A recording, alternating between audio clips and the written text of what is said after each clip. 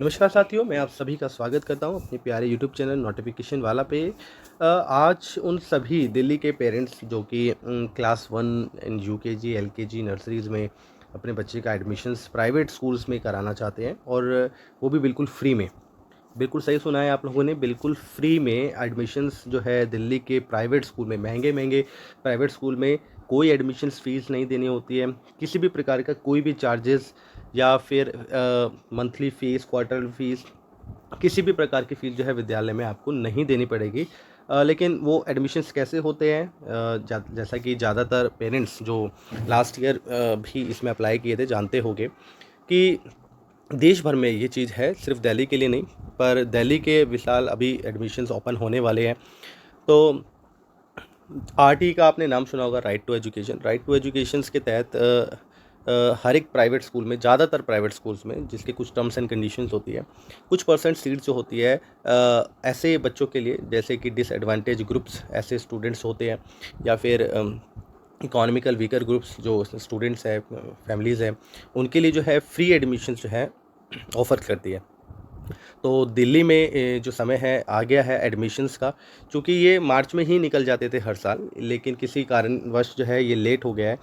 फ़िलहाल अभी तक इसका नोटिफ़िकेशन जो आप देख रहे हैं, ये जो मैंने ओपन कर रखा है ये वेबसाइट्स, ये लास्ट ईयर का ही अभी भी यहाँ पे शो कर रहा है, जहाँ से लिंक आपको इस साल भी मिलेगा 2023 एंड 4 का। हाँ, पर ये अपडेट हो जाएगा इस महीने के एंड तक जो है, या मंथ के मई मंथ के जो फर्स्ट वीक में जो है आपको जो है यहाँ पे ऑनलाइन नोटिफिकेशंस आ जाएगा कि कौन कौन से क्राइटेरियाज ऐड किए गए हैं उसके अंदर। जैसे कि एक तो शायद ईडब्ल्यूएस कैटेगरीज़ के तहत जो है लिमिट्स बढ़ाई जाएगी। बाकी सब जो डाटा है एज में शायद चेंज आ सकता है। यूकेजी, एलकेजी एंड क्लास 1 के लिए जो एडमिशन्स है, जैसे कि केंद्र विद्यालय में पिछले 2 सालों से आप देख रहे हैं, 2-3 सालों से जो केवीएस में जो क्लास 1 के लिए एडमिशन था पहले, जो कि 5 साल हुआ करता था, उसको 6 साल कर दिया गया है न्यू एजुकेशन पॉलिसी के तहत। तो हो सकता है दिल्ली के प्राइवेट स्कूलों में भी अब इसी क्राइटेरियाज़ पे जो है एडमिशन्स होंगे। और ये बाकी जो कंफर्म अभी हम नहीं कह सकते जब तक एक नोटिफिकेशन जो है, ऑफिशियल नोटिफिकेशन जो है हमारे सामने नहीं आता है। अब हम बात करते हैं कि कौन-कौन फैमिलीज़ जो है इसमें अप्लाई कर सकते हैं और कैसे अप्लाई कर सकते हैं। देखिए, अप्लाई तो इसी वेबसाइट्स जो जब भी आएगा, मान लीजिए हफ्ते भर में आपको इसका कंप्लीट नोटिफिकेशन देखने को मिल जाएगा। तो जब भी नोटिफिकेशन आएगा इसी चैनल्स के माध्यम से आपको हम शेयर कर देंगे। बाकी जो भी इन्फॉर्मेशन होगी सभी उसमें बता दी जाएगी। बाकी जो अप्लाई करना है वो होगा इसी वेबसाइट के थ्रू जो ये मैं आपको दिखा रहा हूँ, और ये link will be shares as notifications issued by government. And इसमें कौन-कौन अप्लाई कर सकता है? ऑनलाइन ही अप्लाई होता है, ऑफ़लाइन अप्लाई का कोई ऑप्शंस यहाँ पे नहीं होता है, सिर्फ ऑनलाइन ही एप्लीकेशंस आप लोग फ़िल कर सकते हैं इसमें, ठीक है? एक बच्चा एक ही एप्लीकेशंस फ़िल कर सकता है। एंड इसमें जितने भी आपके नियर बाय स्कूल्स होंगे, जब आप अपना एड्रेस डालेंगे और उसमें चूज़ करेंगे तो नियर बाय स्कूलों की लिस्ट आ जाएगी। उसमें कुछ प्रेफ़रेंसेस के बेसिस पे आप उसमें स्कूल सेलेक्ट कर सकते हैं, ठीक है? तो ये नहीं कि सिर्फ एक ही स्कूल में आप अप्लाई कर पाएँगे, एक साथ काफ़ी स्कूलों में आप अप्लाई कर पाएँगे, लेकिन वहाँ प्रेफ़रेंस के बेसिस पे अप्लाई किया जाता है। तो कैसे भरना है फॉर्म वो भी बताया जाएगा। जैसे ही लिंक ओपन होगा हम लोग पूरा आपको स्टेप बाय स्टेप ये बता देंगे। अब सबसे बड़ी बात ये है कि भाई अप्लाई कौन करे, कौन-कौन इसमें अप्लाई कर सकता है? तो वो सभी फैमिलीज़ जो दिल्ली से बिलॉन्ग करती हैं, एससी, एसटी, ओबीसी कैटेगरी से हैं, या फिर ईडब्ल्यूएस कैटेगरी से। ईडब्ल्यूएस का मतलब होता है economical weaker section. Economical weaker sections में वैसे एज़ पर सेंट्रल गवर्नमेंट या फॉर द पर्पस ऑफ जैसे कि जो गवर्नमेंट जॉब्स होती है उसका क्राइटेरिया थोड़ा अलग है। अदर पर्पस ये जो इस तरह के बेनिफिट्स हैं, पिछले साल जो पेरेंट्स जिनकी एनुअल इनकम 1 लाख से बिलो थी, 1 लाख से कम थी, उन्हीं कैंडिडेट्स को, उन्हीं जो फैमिलीज़ को जो है इकोनॉमिकल वीकर सेक्शन में जो है अलाउ किया गया था as per notification last year के, जिस पे चर्चा चल रही थी कोर्ट के अंदर। इसको बढ़ाने की मांग भी की गई थी, जिस पे कुछ ना कुछ फैसला भी आया था, जिसको बढ़ाकर कई शायद 4-5 लाख करने की बात हाई कोर्ट ने कही थी। पर इस पे कितने पे बात बनी है वो अब जब नोटिफिकेशंस आएगा उसमें क्लियर हो जाएगा। पर ये जहाँ तक है, ये जो लिमिट है ये बढ़ चुकी होगी। तो जो भी पेरेंट्स जिस इसमें आप कैसे आप अप्लाई कर सकते हैं, मतलब ईडब्ल्यूएस का, या तो ईडब्ल्यूएस का सर्टिफिकेट आपका बना हो, या इनकम सर्टिफिकेट आपका बना हुआ हो, या फिर वो पीला कार्ड इन सिस्टम वो सब आपके पास हो, तो उनमें बहुत सारे ऑप्शंस रहते हैं, तो आप उनके बेसिस पे जो है इसमें अप्लाई कर सकते हैं। और मान लीजिए आपके पास वो कंप्लीट नहीं भी है, तो आप अंडरटेकिंग देकर ज़रूर अप्लाई करना, एंड अप्लाई कर दो फॉर्म साथ में ईडब्ल्यूएस या इनकम सर्टिफिकेट का भी, ताकि जब तक वो प्रोसेस एडमिशन्स का आए तो वो आपका सर्टिफिकेट भी आपके पास आ जाए, ठीक है, ताकि आप स्कूल में उसको स्क्रूटनी में यूज़ कर सकें। सेकंड, डिसएडवांटेज ग्रुप्स जो है उसमें भी एडमिशन्स के लिए अलाउ किया जाता है, जिसको मैंने आपको ऑलरेडी बता दिया, एससी एसटी एंड ओबीसी, ठीक है, एससी एसटी एंड ओबीसी। तो एससी एसटी का तो नॉर्मल सर्टिफिकेट ही मतलब काफ़ी है अपने आप में, उसके लिए अलग से आपको ईडब्ल्यू सर्टिफिकेट नहीं चाहिए। अगर आप एससी एसटी है तो भी आप एलिजिबल हैं, इसमें अप्लाई कर सकते हैं।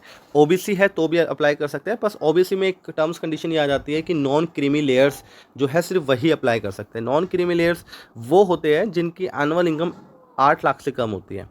अब सिर्फ आपके कहने मात्र से काम नहीं चलेगा, मतलब अभी नहीं है तो कोई बात नहीं, ओबीसी का सर्टिफिकेट है उससे भी हो जाएगा, लेकिन आप साथ ही में ओबीसी का एक नॉन क्रीमी लेयर सर्टिफिकेट बनता है, जो साल में वो 1 साल के लिए ही वैलिड रहता है, तो उसको हर साल आपको बनवाना पड़ता है। ओबीसी का तो लाइफ लॉन्ग रहता है, लेकिन ओबीसी का नॉन क्रीमी लेयर साल के लिए होता है, क्योंकि वो एनुअल बेस होता है ना, इसलिए इनकम तो किसी की भी बढ़ घट सकती है, इसलिए शायद वो एनुअली ही बनाया जाता है।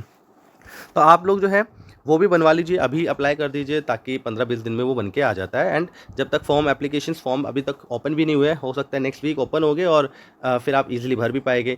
अगर भर भी नहीं पाते हैं तो at the time of scrutiny उसको आप यूज़ करिए, तो आपके पास ऑप्शंस रहेंगे। नहीं करेंगे तो फिर तो कोई फ़ायदा ही नहीं है, फिर तो मतलब एक चांस भी होगा तो भी आप उसमें अप्लाई नहीं कर पाएंगे। तो ये सभी कैंडिडेट्स जिन जिनका मैंने भी बताया, ईडब्ल्यूएस में आप आते हैं, एससी एसटी या ओबीसी किसी भी कैटेगरी में आप आते हैं तो भी अप्लाई कर सकते हैं।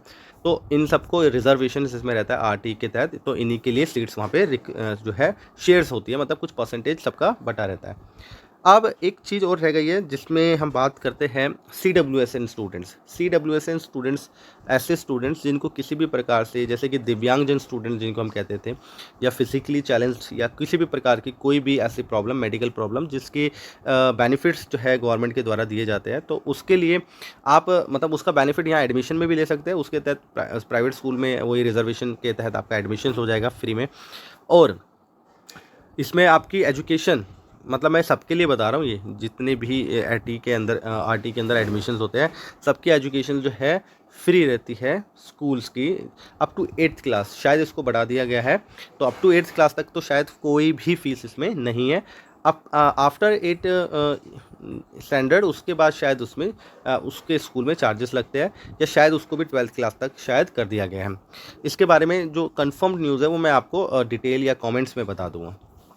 इसके अलावा CWSN में आपको समझ में आ गया, और इसमें कौन कौन आ सकता है, जैसे कि कोई ऐसा स्टूडेंट HIV पॉजिटिव्स हैं, पेरेंट कोई प्रॉब्लम आ गई उस वजह से, या फिर अदर जैसे एसिड अटैक्स वाले जो होते हैं, या और कोई भी मतलब इस तरह की जो CWSN के तहत आ सकता है, तो वो सारी चीज़ें जो है इसके अंतर्गत आप बेनिफिट ले सकते हैं एडमिशन्स के लिए।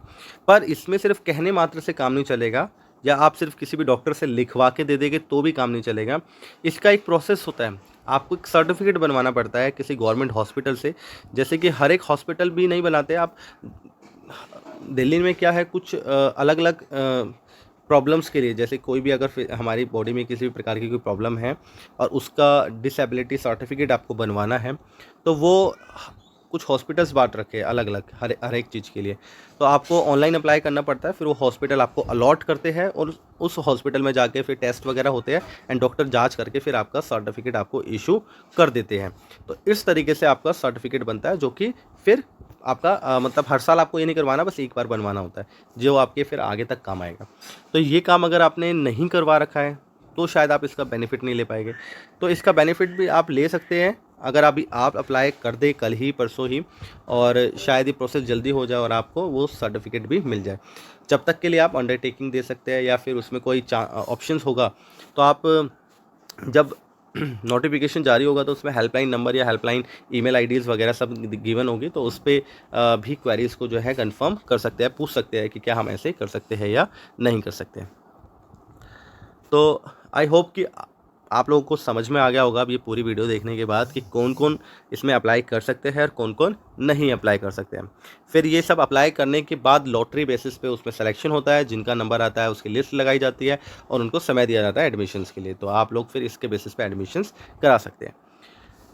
अगर वीडियो पसंद आया है तो लाइक कर देना और ऐसे दोस्तों के साथ शेयर कर देना जो इस तरह के एडमिशन्स के बारे में आपसे पूछ रहे थे या देख रहे थे, तो जिनकी हेल्प हो सके आप उसके लिए हेल्प कर सकते हैं। इसी के साथ ये वीडियो यहीं समाप्त करते हैं। वीडियो पसंद आया तो लाइक करना, दोस्तों के साथ शेयर करना। धन्यवाद दोस्तों, bye bye, take care and जय हिंद।